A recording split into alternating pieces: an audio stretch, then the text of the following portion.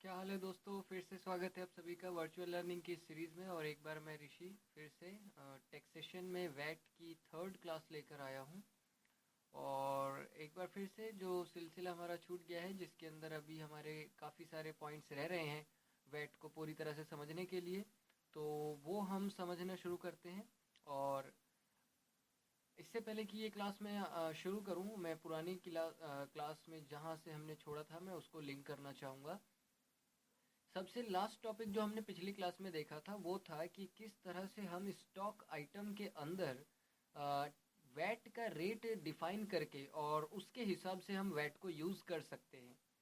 और अब ये चीज़ कि हमें अलग अलग मान लीजिए एमआरपी अलग अलग स्टेट में लगाकर और उस हिसाब से वैट कैलकुलेट करना है, या हमें रेट पर वैट कैलकुलेट करना ही नहीं, बल्कि हम स्टॉक के क्वांटिटी के हिसाब से, क्वांटिटी के बेस पर, क्योंकि कई सारे ऐसे राज्य होते हैं जहाँ पर रेट के हिसाब से नहीं बल्कि क्वांटिटी के हिसाब से सरकार वैट चार्ज करती है।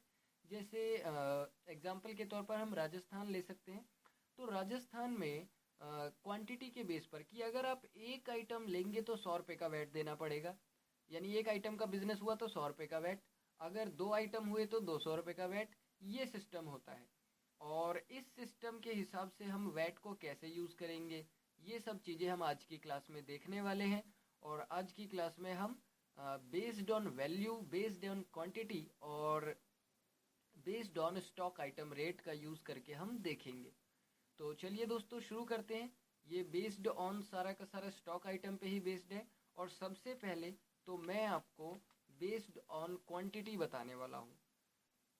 इसके लिए क्योंकि मैंने आप लोगों को बताया राजस्थान में जो कंपनी अगर होगी तो उसके हिसाब से जो लॉ लगेंगे और जो चीज़ अप्लाई होगी तो उसके हिसाब से हमें यहाँ पर ये कंपनी मैंने राजस्थान में बनानी है, तो मैंने ये नाम दे दिया। और इसे आप राजस्थानी देंगे अंडर में। और कंपनी आपने यहाँ पर मान लीजिए 1/4/2016 को क्रिएट करी है। और अब आप इसे एक्सेप्ट करा लेंगे। इसके बाद एक्सेप्ट कराने के बाद जब आप F11 करेंगे और स्टैट्यूटरी टैक्सेशन में आएंगे तो आपको वैट का ये ऑप्शन चालू करना है और सेट ऑल्टर वैट डिटेल भी यस करना है। और जो भी आपका टैक्स आइडेंटिफिकेशन नंबर हो वो आप इसमें बता देंगे। तो टैक्स आइडेंटिफिकेशन नंबर मैंने इसमें दे दिया। और कुछ भी नहीं डालना है। यहाँ पर एक नया ऑप्शन आपको मिल रहा है, enable VAT calculation on quantity. अगर आपने गौर किया हो तो इससे पहले जो ऑप्शन मिलता था वो मिलता था अनेबल स्टॉक आइटम रेट के हिसाब से, कुछ ऐसा ऑप्शन था। तो वो जो चीज़ थी वो थी दिल्ली वाली कंपनी के लिए। पर ये आपने क्योंकि राजस्थान में बनाई है तो उस वजह से ये ऑप्शन आपको यहाँ पर मिल रहा है। आप इस ऑप्शन को यस कर देंगे और इसके बाद आप इसे कंट्रोल ए से एक्सेप्ट करा लेंगे और इसे भी एक्सेप्ट करा लेंगे।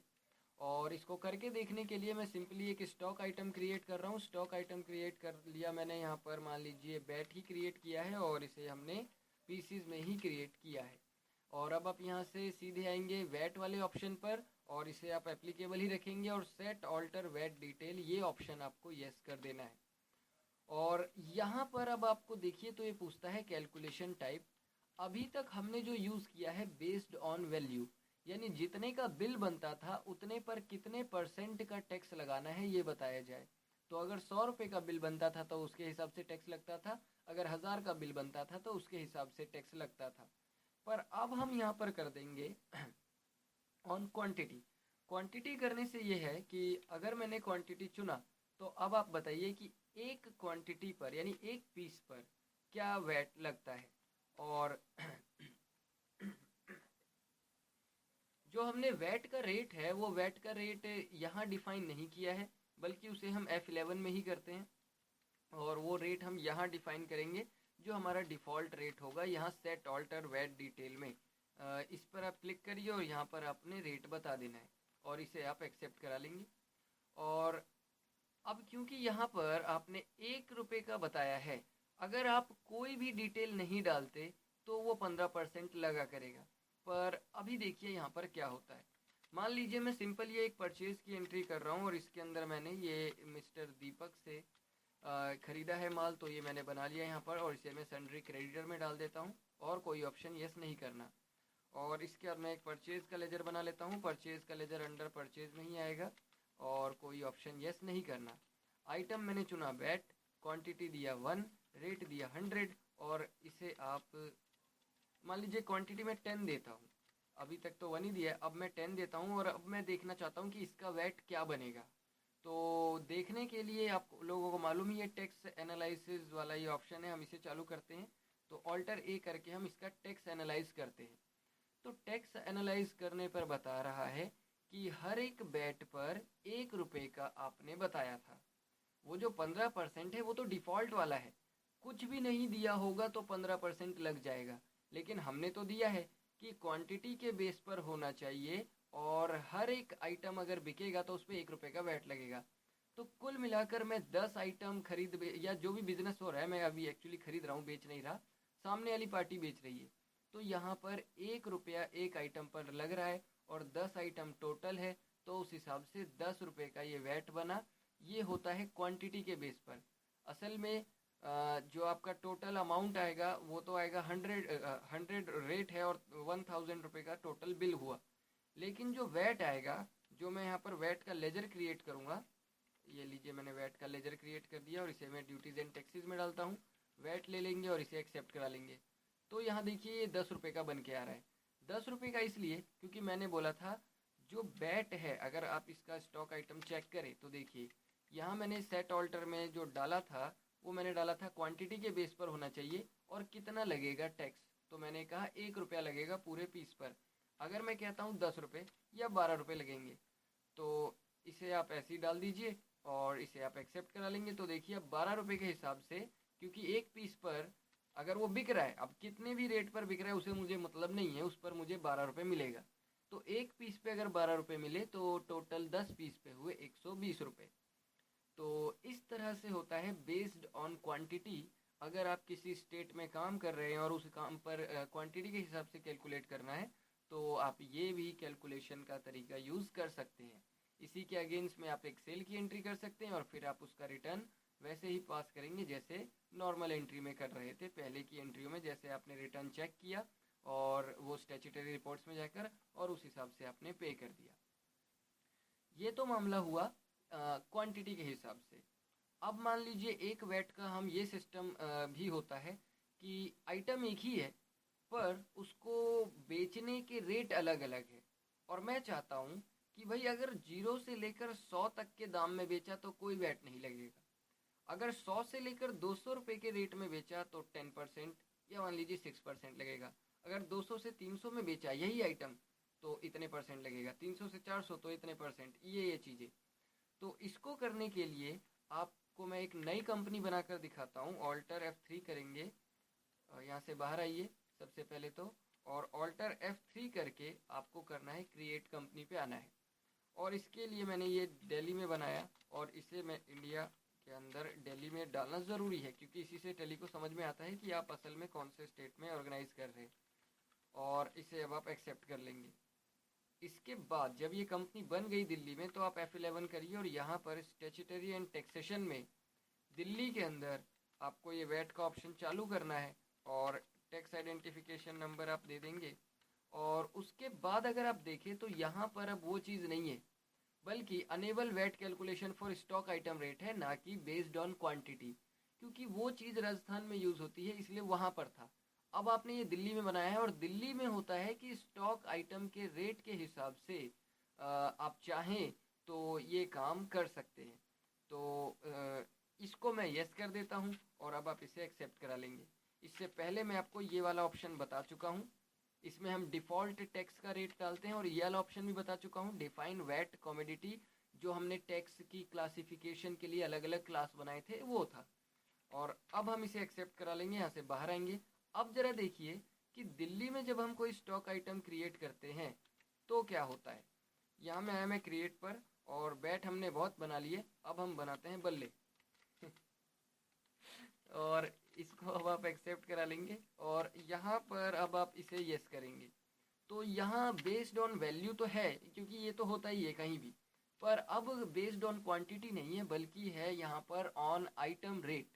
और ये चीज़ आप दिल्ली में यूज़ कर सकते हैं, यहाँ पर आप क्लिक कर देंगे और ये आइटम रेट मैं बना रहा हूँ कि अगर 0 से लेकर 100 तक अगर रेट है बेचे जाने वाले सामान का, तो कोई टैक्स नहीं लगेगा, इसे मैंने टैक्स फ्री कर दिया। अगर 100 से 200 तक का रेट चुना गया है, और तो मैं कहता हूँ भाई 6% का वैट लगेगा। अगर 200 से 300 का है तो मैं कहता हूँ भाई 8% का लगेगा। और अगर 300 से 400 का है तो मैं कहता हूँ जी 10% का लगेगा। और अगर 400 से ऊपर है तो जी 12% का लगेगा। अब आप इसे एक्सेप्ट करा लीजिए और यहाँ से बाहर आकर देखते हैं, एक एंट्री करते हैं। परचेज़ की मैं करके दिखा रहा हूँ, और आप इसी तरीके से सेल्स की भी कर सकते हैं। और फिर आप चाहे तो उसका वो भी देख सकते हैं, स्टैट्यूटरी इन्फो में जाके रिपोर्ट भी चेक कर सकते हैं। और इसे मैंने डाल दिया यहाँ पर सन्ड्री क्रेडिटर में, इसे एक्सेप्ट करा लेंगे और दूसरी चीज़ें नहीं डालनी है। फिर मैं यहाँ पर क्रिएट करता हूँ परचेज़ का लेजर, और ये परचेज़ का लेजर अंडर परचेज़ में ही आएगा। और अब आप इसे भी एक्सेप्ट करा लेंगे। आइटम आपने ये बल्ले डाल दिए यहाँ पर, रेट आपने बताया 100 का। एक आइटम मैंने खरीदा था 100 रुपये में, ठीक है। अब मैं ज़रा चेक करता हूँ कि इसका वैट क्या बना, तो इसके लिए ऑल्टर ए करेंगे टैक्स एनालिसिस के लिए। तो क्योंकि मैंने 100 रुपये पे कुछ लगाया ही नहीं था, टैक्स जो है वो तो 100 रुपये से ऊपर जाएगा अगर रेट तो लगेगा, पर यहाँ तो टैक्स कुछ है ही नहीं। अब मैं यहाँ पर कर देता हूँ भाई इस रेट को 200। तो हम देखते हैं भाई टैक्स एनालिसिस क्या होता है, ऑल्टर ए करेंगे तो ये बताता है कि जी इस पे भी अभी आपका कोई टैक्स नहीं लग रहा है। ऐसा कैसे हो सकता है भाई?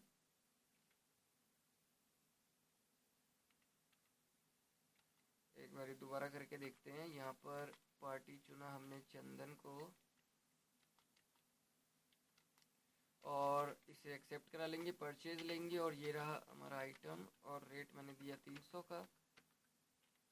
ऑल्टर ए करके देखेंगे।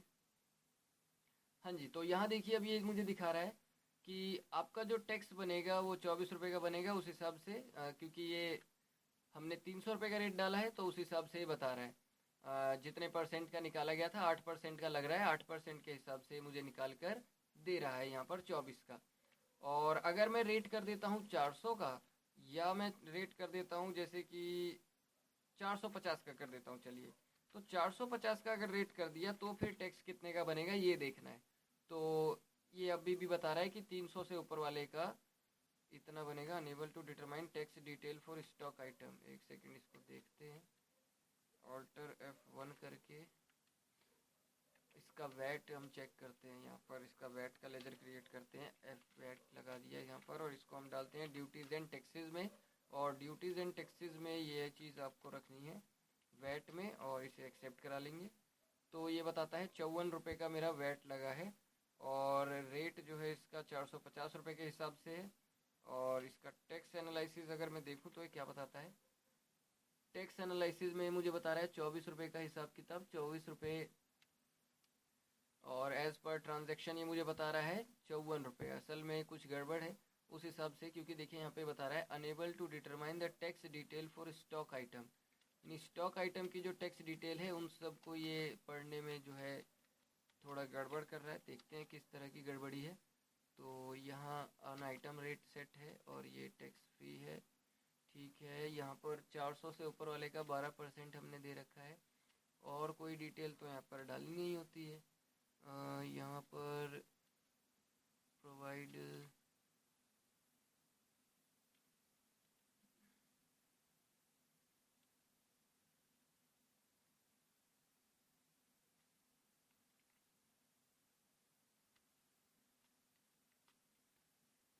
जी बाकी सब तो ठीक है। यहाँ पर अगर आप देखें तो मैंने रेट जो है 450 रुपये का बताया है, जो कि 400 से ऊपर हुआ, तो यहाँ पर ये मुझे 12% निकाल कर दिखा रहा है, और 12% 450 का निकाल कर दिखा रहा है, तो उस हिसाब से सही है। आप चाहे तो देखिए, यहाँ पर कैलकुलेट करके मैं आपको दिखाता हूँ। 450 का यहाँ पर ये 12% हमने निकाला, तो देखिए यहाँ पर ये बताता है 54 रुपये का, और उस हिसाब से बिल्कुल सही है। लेकिन टैक्स एनालिसिस जो रिपोर्ट आती है हमारी, वो रिपोर्ट कुछ हद तक ठीक से नहीं दिखा रही है। शायद इसमें कुछ गड़बड़ है और उस हिसाब से नहीं कर रही है। लेकिन हमारा जो एंट्री में जो रिज़ल्ट आ रहा है वो बिल्कुल ठीक है। अगर मैं इसको कर देता हूँ, मान लीजिए 200 रुपये का रेट है, तो उस हिसाब से नीचे टैक्स चेंज हो रहा है। और अगर 100 रुपये का रेट है तो टैक्स है ही नहीं, और अगर यहाँ पर 300 है तो उस हिसाब से टैक्स आ रहा है। मैं आपको एक एक करके दिखाता हूँ। जैसे कि मैंने 100 रुपये में बेचा तो कुछ नहीं हुआ, फिर मैंने दोबारा से इसे मैंने बेच दिया, एक आइटम बेचा जो 200 रुपये के रेट पे था, तो उसके हिसाब से आया। फिर मैंने यही आइटम एक और बार बेचा, एक ही पीस बेचा 300 रुपये के रेट पे, तो उस हिसाब से आ रहा है। और फिर मैंने यही आइटम बेचा एक बार 400 रुपये के हिसाब से, तो अलग अलग जगहों पे अलग अलग टैक्स रेट लगा। इस तरह की कैलकुलेशन के लिए हम ये तरीका यूज़ कर सकते हैं कि भाई जो रेट होगा उस रेट के हिसाब से हमें वैट अप्लाई करना है। और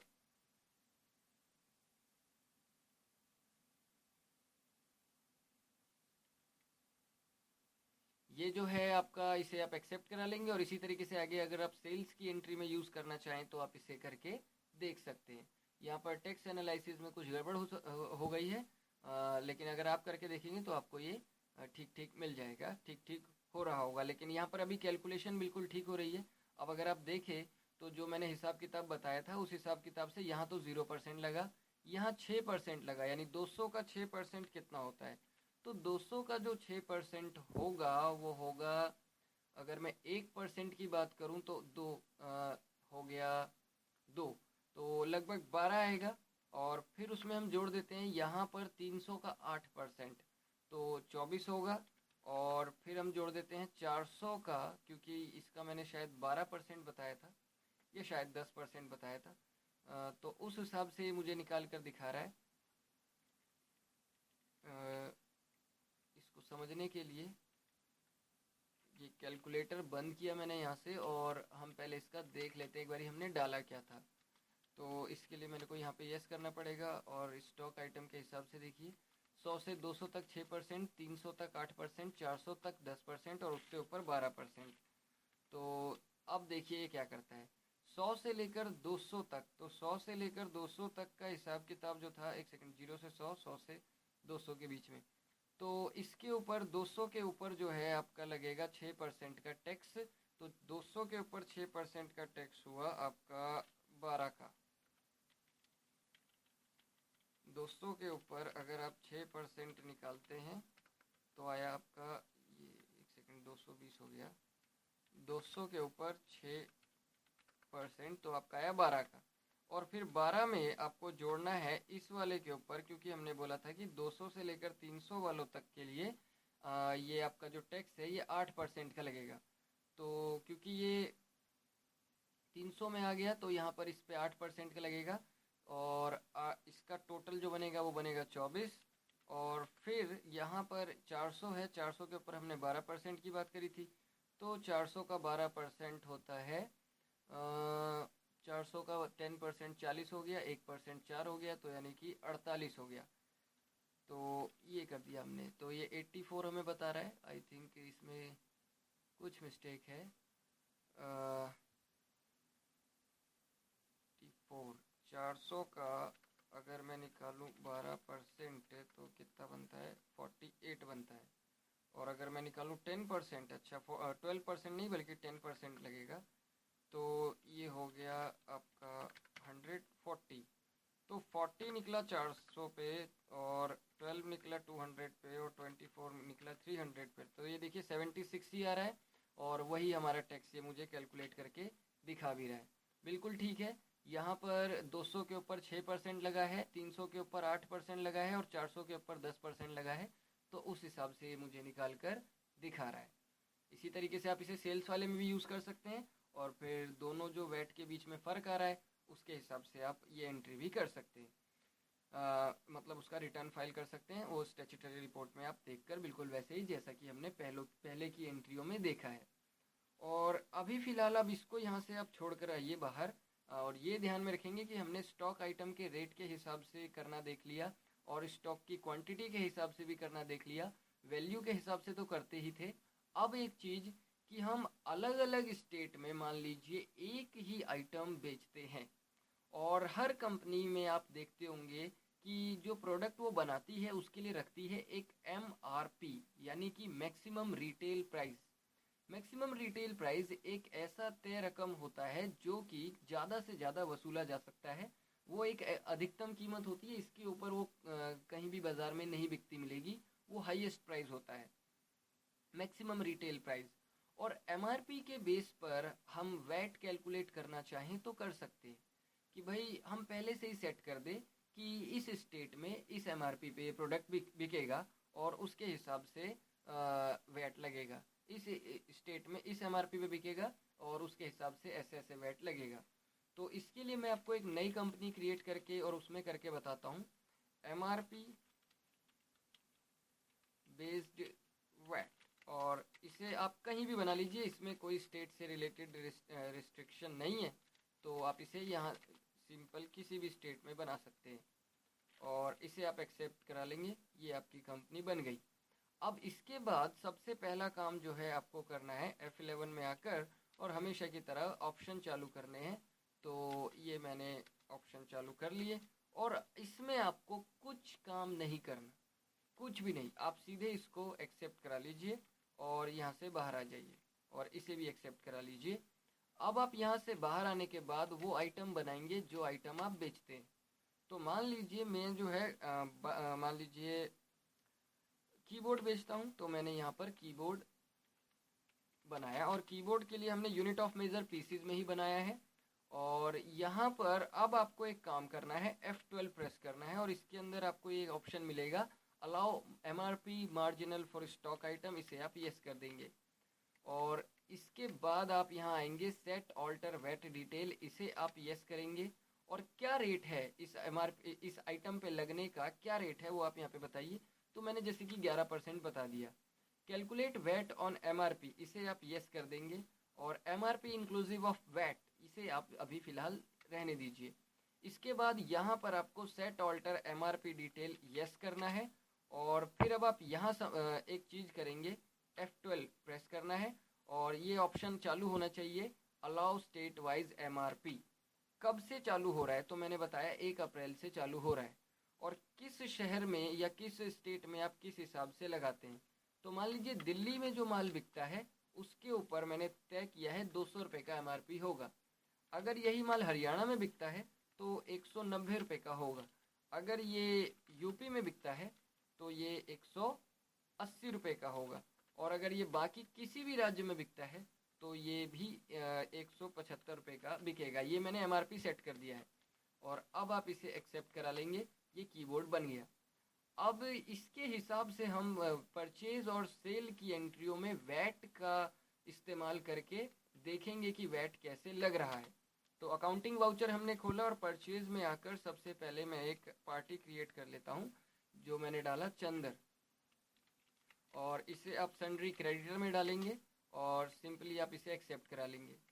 और इसके बाद आपको एक और लेजर क्रिएट करना है, वो होगा परचेज के नाम से, अंडर परचेज में ही डालेंगे और इसे भी आप एक्सेप्ट करा लेंगे। अब आपने चुनना है कीबोर्ड, और कीबोर्ड का देखिए जैसे ही आप चुनेंगे तो ये बताता है MRP मार्जिनल 200 रुपये। ये 200 रुपये कैसे आ रहा है, 200 रुपये का सेट जो है मैंने बताया था कीबोर्ड का दिल्ली वाले के लिए। और असल में अगर आप चेक करें तो जो ये चंदर मैंने बनाया इसको मैंने बिना बताए आप लोगों को दिल्ली में ही डाला है। तो क्योंकि ये दिल्ली में आया और यहाँ भी ये देखिए दिल्ली लिखा हुआ है, तो अपने आप इस आदमी के ऊपर जो कीबोर्ड का MRP लगेगा वो 200 रुपये का हो गया।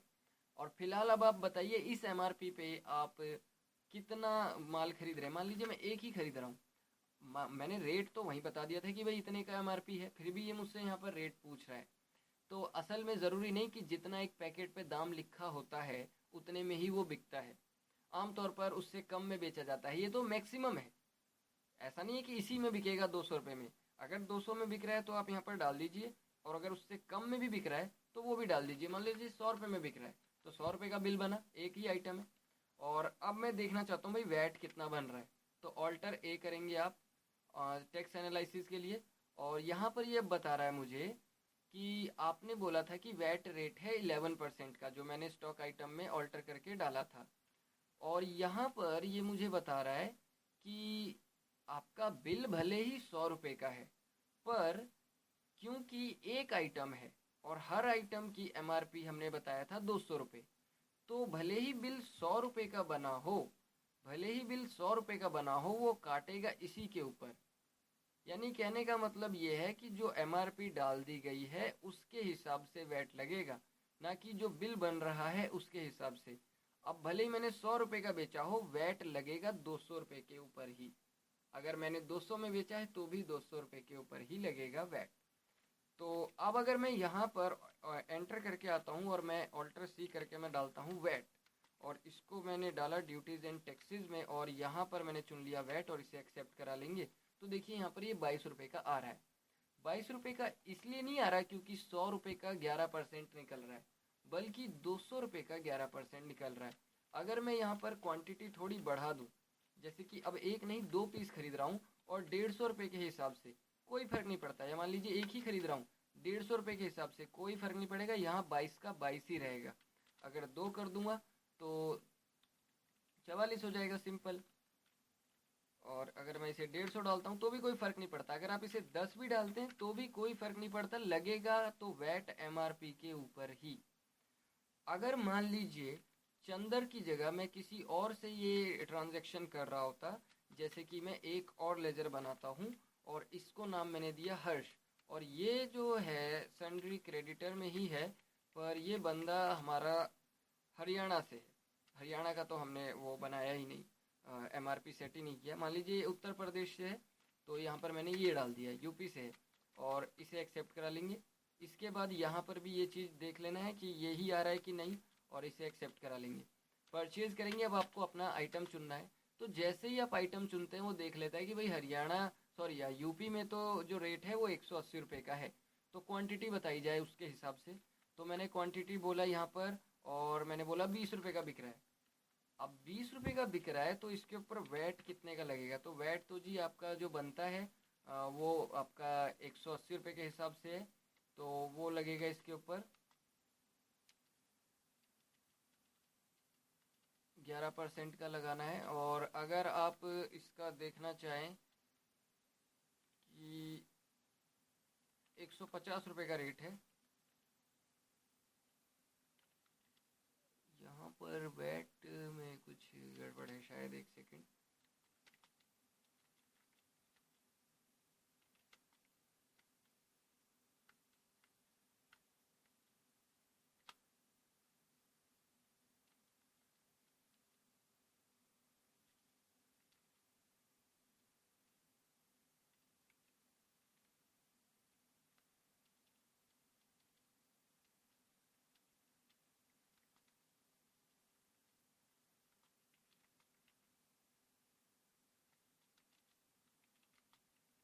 और अगर अब मैं इसे दिल्ली कर देता हूँ तो दिल्ली के हिसाब से इसका ये निकाल कर दिखाता है। दिल्ली के हिसाब से देखिए अब आप 180 की जगह ये 200 रुपये पर पीस का रेट का हिसाब किताब इसका हो गया है, और उसके हिसाब से फिर ये मुझे वैट निकाल कर दिखा रहा है।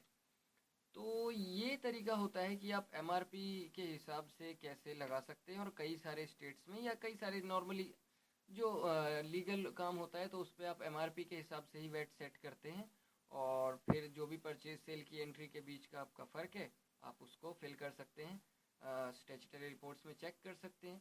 और इसको करने का तरीका बिल्कुल सेम होता है, बिल्कुल वैसे ही जैसे कि आपने पिछले के वीडियोस में मैंने आप लोगों को दिखाया है।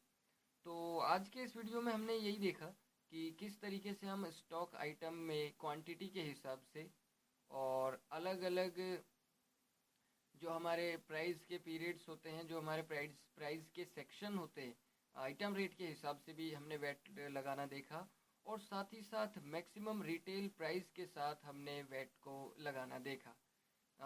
यहाँ पर मैंने आपको परचेज़ और सेल के दोनों ट्रांजैक्शन करके नहीं दिखाए, और ना ही उनका फ़र्क मैंने आपको निकाल कर दिखाया स्टैट्यूटरी रिपोर्ट्स में, क्योंकि वो शायद आप लोग पहले ही देख चुके हैं और अब आप उसको खुद कर सकते हैं। और मैं चाहूँगा कि इसे भी आप खुद करके देखें, और ये हो जाएगा, ये उतना मुश्किल भी नहीं है। जितना पहले वालों पे मैंने आपको डिटेल से समझा है तो उस हिसाब से उतना मुश्किल भी नहीं है। और इसी के साथ फ़िलहाल इस वीडियो में इतना ही। और आप लोगों से मैं एक रिक्वेस्ट करना चाहूँगा कि अगर आपने अभी लोग ये अपने मेरा यूट्यूब चैनल अभी तक सब्सक्राइब नहीं किया है तो इसे प्लीज़ अभी सब्सक्राइब करिए, ताकि इससे रिलेटेड अगर कोई भी नया वीडियो या नोटिफिकेशन मेरा आता है तो आप लोगों को मिल जाए। और आप चाहें तो मुझे फेसबुक पे भी फॉलो कर सकते हैं, और मुझे यूट्यूब पे भी फॉलो कर सकते हैं, लाइक कर सकते हैं, शेयर कर सकते हैं। अगर आप मेरे यूट्यूब चैनल को सब्सक्राइब करना चाहें तो इसके लिए आप मुझे शुक्ला क्लासेस से यूट्यूब पे सर्च कर सकते हैं। और आप मुझे यहाँ पर सब्सक्राइब कर सकते हैं। तो फिलहाल दोस्तों आज के इस ट्यूटोरियल में इतना ही। अब मिलते हैं इसके नेक्स्ट ट्यूटोरियल में। इस वीडियो को देखने के लिए थैंक्स।